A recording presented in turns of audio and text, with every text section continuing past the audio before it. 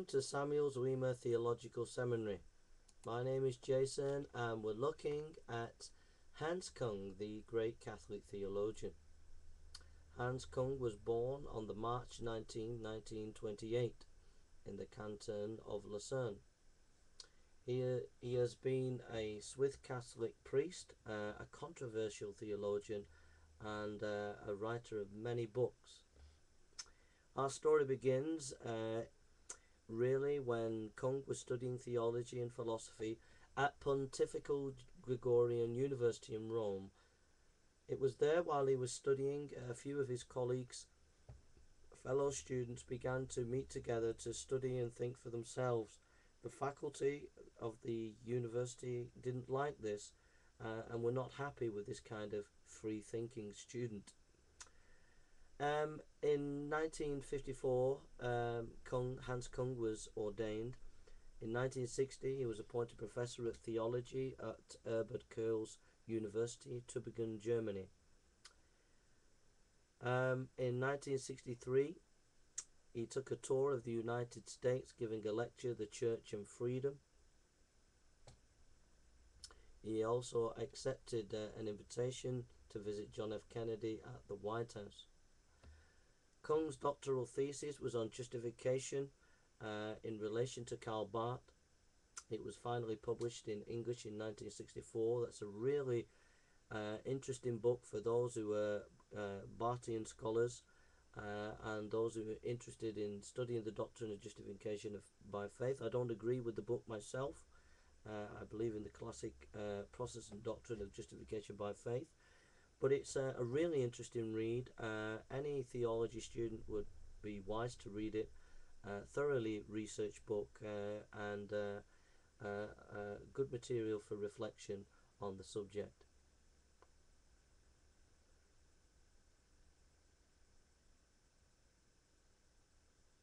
In the late 1960s, Kung became the first major Catholic theologian since the 19th century. Old Catholic schism to publicly reject the doctrine of papal infallibility. Kung's book on the issue of the papal infallibility is a really interesting book and an important source material if you're reflecting on Vatican II and the 1960s theology of Roman Catholicism. Is a very interesting and helpful book if you're interested in that period of church history. Because of this writing and this thinking, in December 18, 1979, he was stripped of his Missio Canonica, his license to teach as a Roman Catholic theologian, but he carried on teaching as a tenor professor of ecumenical theology at the University of Tübingen until his retirement in 1996. To this day, he remains a persistent critic of papal infallibility, which he claims is man-made and thus reversible rather than instituted by God. For 3 months in 1981, Kung was guest professor at the University of Chicago. During this visit to America, he was invited to only one Catholic institution, the University of Notre Dame. He appeared on the Donahue Show, and in 1986 he participated in the third Buddhist Christian encounter held at Purdue University in Indiana.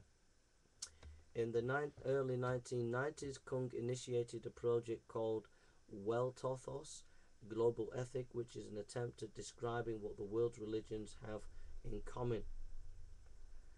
In 2005, Kung published a critical article in Italy, Germany, on the failures of the Pope.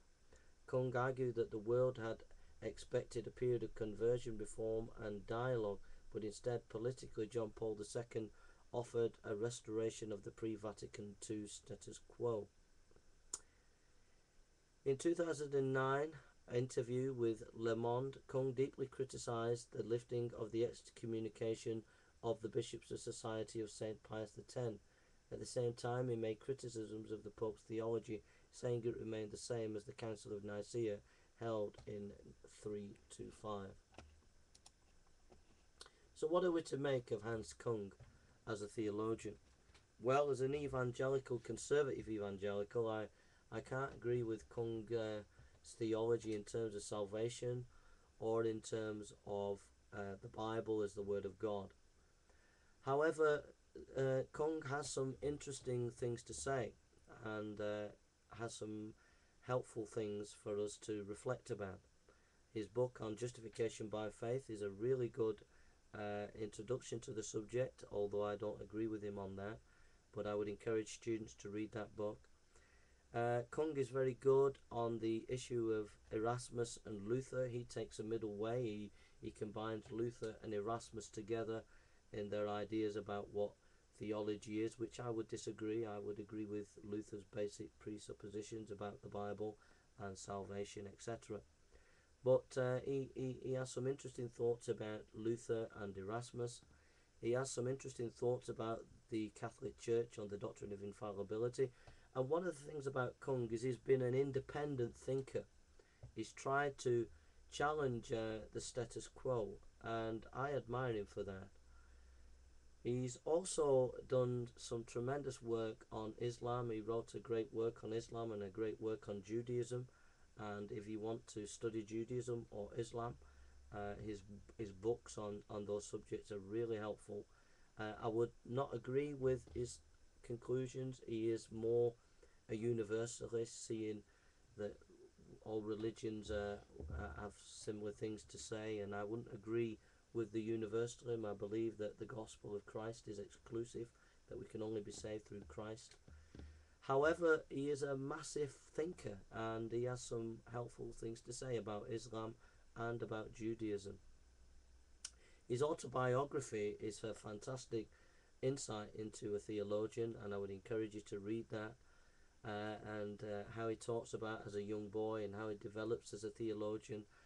It's really fascinating when he talks about being in the university, at the Catholic University, and the bubbling of free thought, the free spirit of himself and some of the students. It's a really interesting read. And I admire Hans Kung, although I completely disagree with him. And so I would encourage any theologian, anybody interested in theology, to get a hold of Hans Kung and read what he has to say. Like I said, I don't agree with him on the fundamentals of the Christian faith, but I do respect a man who has tried to challenge the status quo and tried to think for himself, although I think some of his thinking has turned, it doesn't really believe in the basics of the Christian faith. I believe that we should stand for the Nicene Creed, which he would disagree with, and so those are just some thoughts about Hans Kung, and I would encourage you to maybe look out for some of his books and to read what he has to say, and you'll have some interesting and enjoyable hours reading Kung, and so I hope that's a blessing to you. So God bless you, and hope to see you soon.